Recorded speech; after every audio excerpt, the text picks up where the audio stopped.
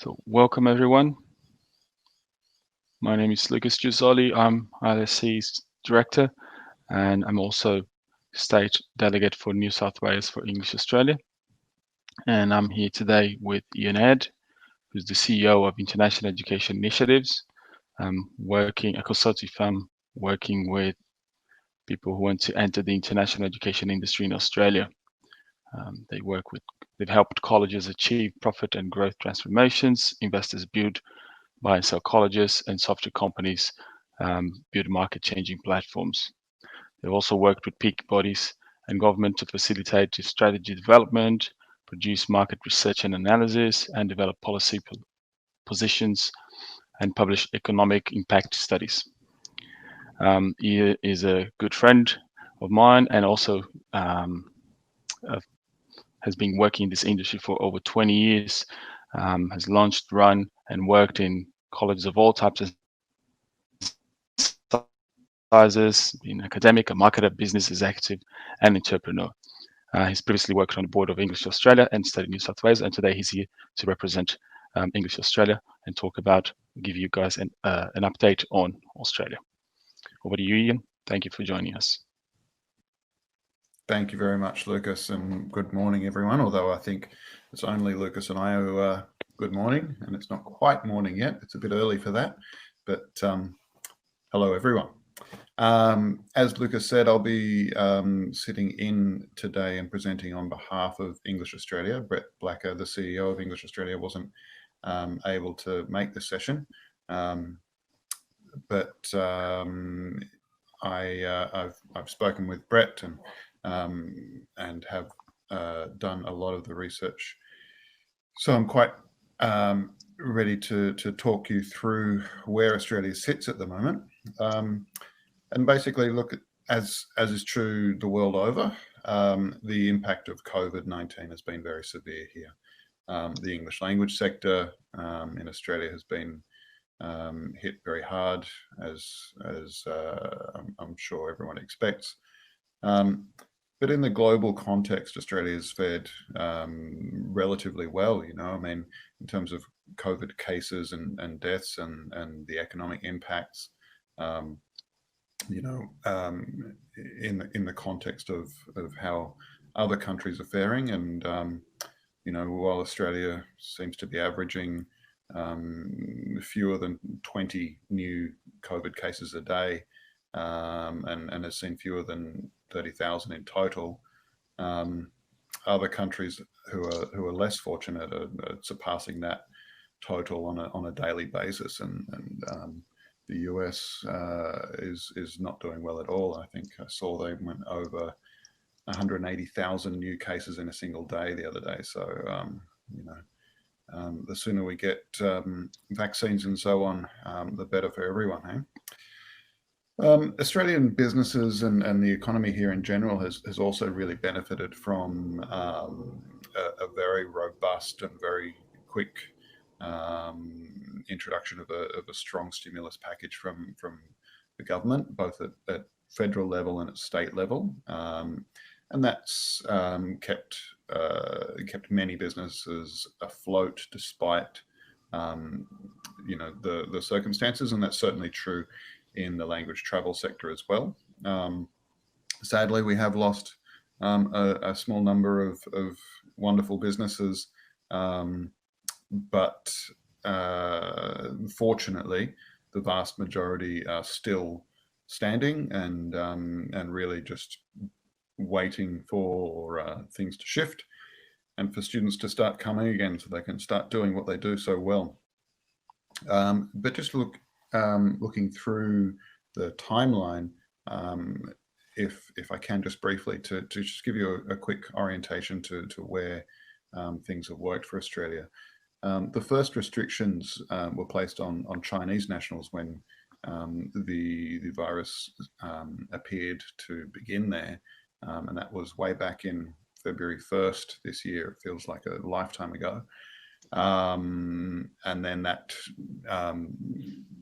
basically grew into a complete travel ban by the end of March, with anyone arriving going into a 14-day quarantine, and lots of testing and so on. But by the beginning of April, the government had already started moving to reduce the pressures on international students by enabling better work rights for student visa holders who normally are restricted to 40 hours a fortnight. They were able to work beyond that, particularly if they were working in particular areas, anything from supermarkets to aged care homes and so on. They were quick to also allow for lots of flexibility with the traditional face-to-face delivery. In Australia, there's a strict requirement for face-to-face delivery for international students. That was quickly relaxed, and colleges reacted in amazing ways and with incredible speed to have online programs ready within a matter of weeks. The government also enabled simplified processes for students to change visas or extend visas, and they quickly removed the fees for that. So students were able to get a new visa or change their visa and become a student if they were on a tourist visa, for example, without having to pay for those visas. We also had a lot of support from state governments who did everything from providing financial support to food and supplies for students, and they were funding companies who were providing all sorts of health and welfare support and accommodation, and lots of private organisations stepped in as well. Lots of the providers were doing a lot to help in terms of food supplies and all sorts of different things. One major accommodation provider I spoke to the other day actually worked with the government and was able to provide, has been able to provide thousands of beds almost free of charge to international students who lost work and weren't able to manage otherwise. And as I mentioned earlier, providers worked really quickly to support students and to move to online delivery and keep things fairly smooth and with as little impact on international students and the language travel students as possible. By June, our Prime Minister had indicated that pilot programs to restart the sector would be considered when it was safe to do so. And the Education Department, the Federal Education Department, and state governments have been working, pretty much around the clock since to work out how these programs should work, and how they would manage quarantine and all those sorts of things, how they would get flights in, and from where. And we had our first pilot program way back in July, and unfortunately that had to be cancelled when we had a bit of an outbreak in Melbourne, which sent that state to an extended lockdown. And since governments have been really prioritising getting offshore Australian citizens who want to return back home and through quarantine. One of the challenges that Australia has faced is that we only have so much capacity within quarantine, and so it's taking some time. Currently, there are about 35,000 Australian nationals who want to come home, and the government has said their aim is to get the vast majority of those people home before Christmas. But as you can imagine, they've got to bring them in with very limited flights and limited channels into the country, and then put them into quarantine for at least 2 weeks with lots of testing and so on, and contact tracing to keep things safe. So it is taking some time. With getting international students coming in again, the focus has really been on prioritising returning students. So a lot of students had gone home for the Christmas break and were unable to then return for the start of the semester, particularly Chinese students who'd gone home and then, were hit by those 1st of February restrictions. And those students, a lot of them have been attending courses from offshore, attending online, obviously. So the priority is to get those students back. They've also been looking at focusing on higher ed students. In part, this is all because of the considerable logistical challenges of bringing students in, organising flights in that 14-day quarantine and the geo tracking and so on. It's all quite costly, so it doesn't really make a lot of sense for a 4, 6, 12-week program for a language travel student. Our Federal Department of Education has now issued guidelines for these pilot programs, and there are a few consortiums of providers who are working together to put together plans and then get those approved. I think our first one is we'll bring in 70 university students to Darwin. That will happen on the 30th of November, and they'll go into quarantine for 14 days. They're flying in via a chartered flight from Singapore. And there's a second pilot, and that one will have students coming into Adelaide. Again, it's a chartered flight that's coming in through Singapore. Singapore seems to have been identified as a good route through because of their low COVID cases. English Australia has been working with, and if I just jump forward, English Australia has been working with a consortium of providers and a software platform as well to develop a pilot for the English language sector, and it's been really trying to work out the logistics and ensure the pre-departure health and the all the systems for tracking and so on. And look, as a general rule, we're thinking that we can plan for students coming back in the first half of the year, but probably we won't be budgeting for them or shouldn't be counting on them until the second half. But look, we expect that the pilot programs will see increasing numbers of students returning in the first half of the year, and hope that the success of those programs and the success of the way Australia has been able to manage the impact of COVID will see strong sector return by the second half of the year, and fingers crossed for that. Now I'll just go on. That's just a quick summary there of some of the things that I've just said. So I'll skip past that one now. Just a quick summary of the data. This one shows the enrolments and commencements in Australia. As you can see, the enrolments don't look like they've been hit too hard. That's because there's a large number of students who are already here, who have stayed here and have continued to study.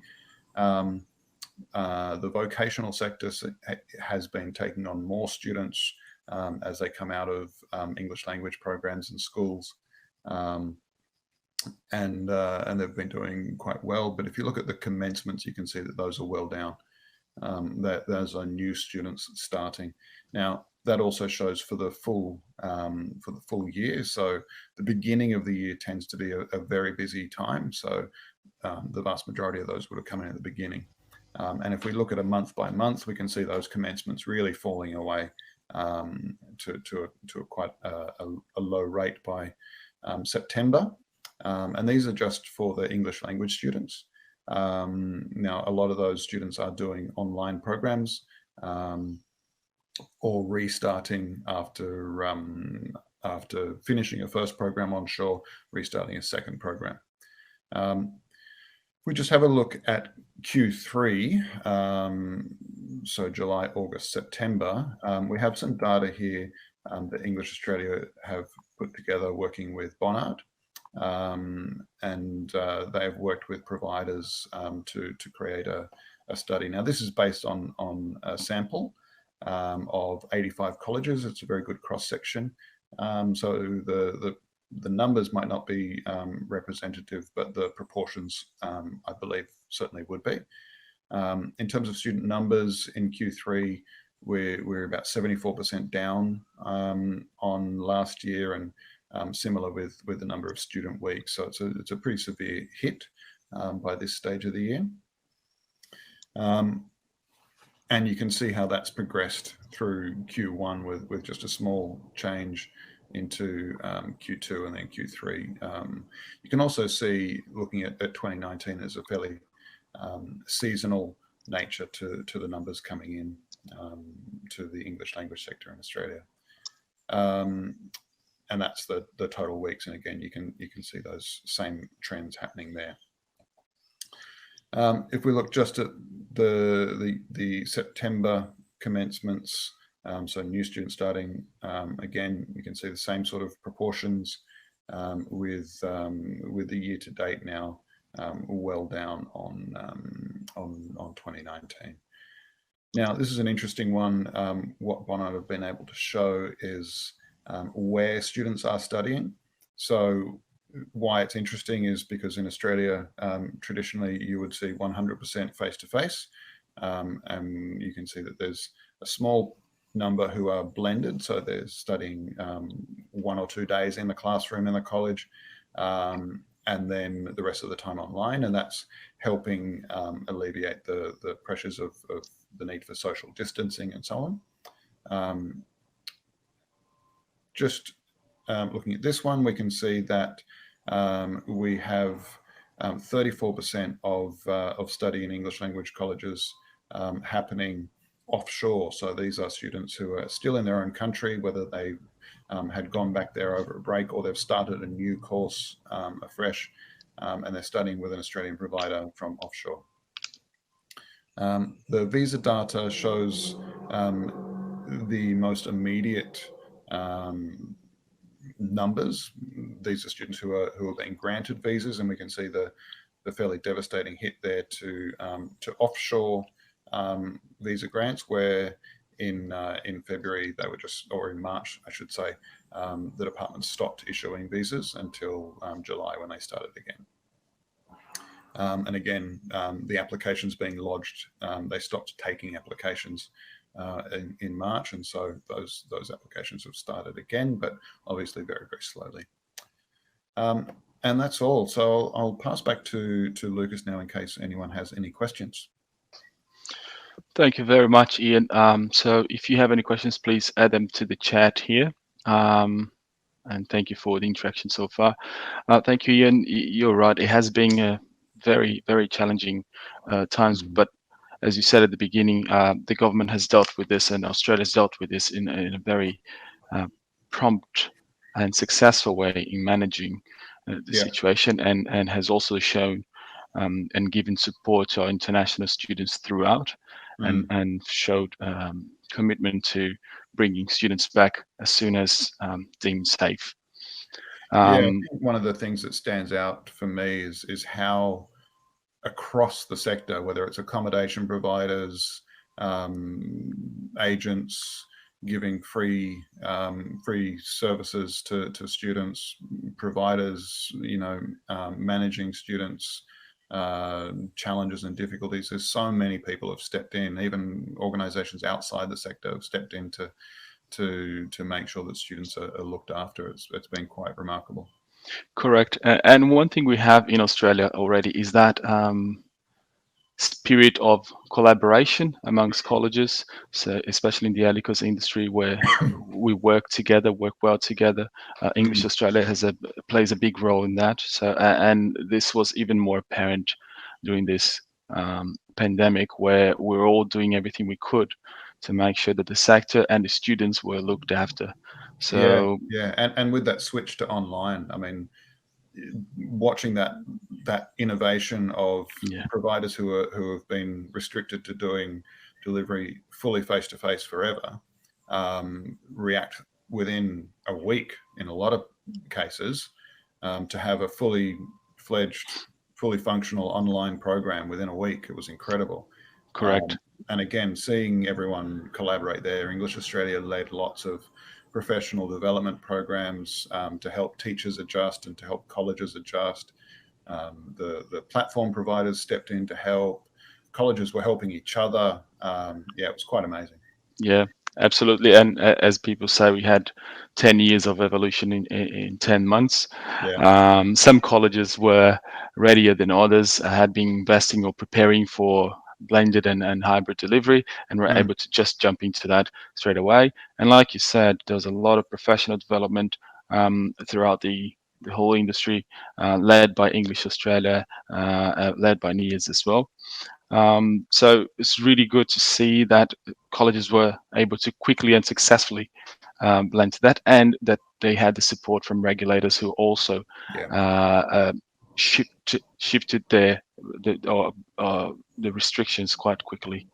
Yeah, and we should recognise that as well. I mean, the two regulators in the sector, ASQA and TEXA, have been amazing in supporting providers and being flexible and making things work. Correct. We've got a couple questions trickling here. One from Andrew. What's going to take for the Australian government to open borders? Is H2 event realistic?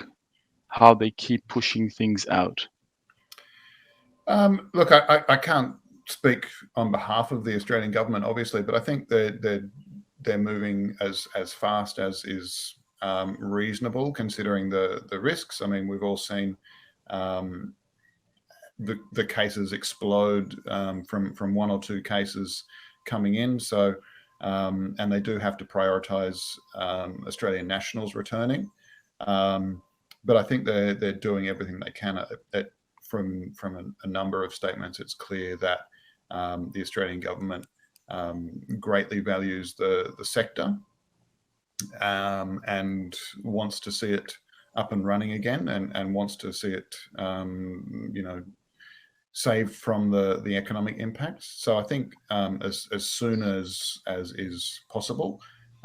One of the problems is the quarantine processes. Another is getting flights in, having those come from secure places, checking the health of students before they depart, and so on. So I think that we should see the two pilots go ahead this year. There might be another one, I'm not sure. And those, I think, all the comments from the various angles of government are that they want to see it happening as fast as possible, and they want to. They Absolutely. want to make So sure we've got some questions here by Laura and Erin, and around the same topic. Will borders open before July 2021? We all know we want those hard dates. It's hard to have them. No one has them. But I Look, think what's important I'd be to surprised if we saw borders open to in general, and tourists coming before July. But I think we'll see international students coming in exactly. So well before July. yeah, even if borders are not open, I think our expectations are that international students will be coming before the borders are open. And I think it's important to highlight as well that there's a lot of states play an important role here, and some states may be able to bring students earlier depending on the quarantine arrangements. New South Wales, where Sydney is in a strong position for quarantine process. It's got a really well established system and is able to bring around 3,000 people a week or every 2 weeks, and has indicated that they want to focus on international students for the economic importance that they have for the state. So that's good indication. You're absolutely right. The state governments have been incredible in looking after students, but also looking to the future and how they're going to enable the sector. Okay. Any more questions here?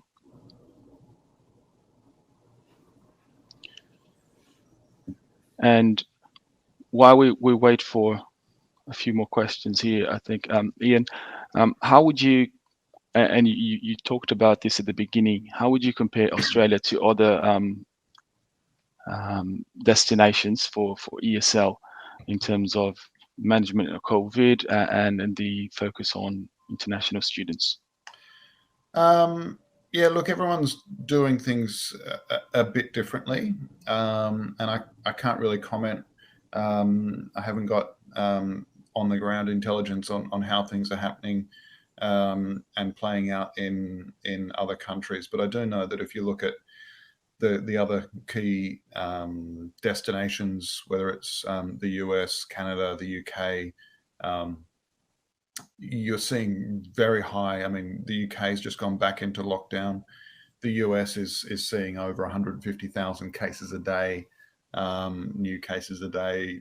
Canada, I don't know what the numbers are, but I did see them the other week, and they weren't particularly low either. Obviously, not in the vicinity of the US or Canada, but in all those cases, I think there are significant health risks and so on.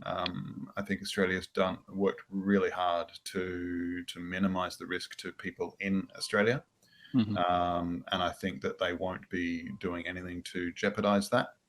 The vaccines sound like they're coming out now and being and showing good performance, and so hopefully we'll see those being rolled out by early in 2021, and hopefully this will make it all a moot point. But look, Australia's always worked very, very hard to ensure really high quality programs and services to students. And one of the key focuses of Australia and one of the key benefits of Australia has always been the safety of students. Students have always been safe in Australia. We have a lot of systems in place and a lot of regulations and so on in place to keep students safe. But we also have a very safe country when we put it on a global scale. That's true. And, we want to make sure that people coming to Australia are going to be safe and their welfare is top priority when they come here. Correct. I think we have time for one more question from Annie here, and she's asking about the visa processing times for students starting in 2021. If we have any updates. Look, yeah, that's not one that we can really speak to. I know that the Department of Home Affairs and the immigration section within them are working incredibly hard to manage what are some extraordinary challenges for them. I really can't say. All I can say is as fast as is possible. They've certainly been a lot faster in recent times.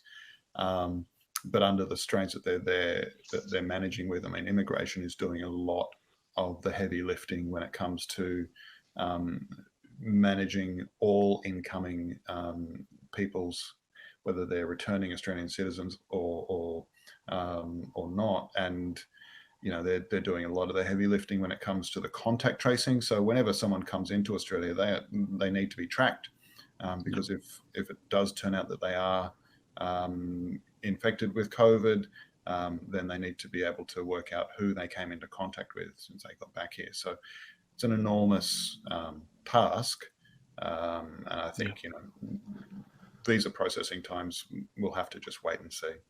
Yeah, but they are being processed, and it's important to they have returned and all the biometrics and everything has been restarted. Thank you again, Ian. Thank you very much for the session. Thank you, everybody, for your questions and for your comments. It's been a pleasure. And we look forward to welcoming students back in Australia soon. Have a good day. Bye. Cheers. Bye-bye now.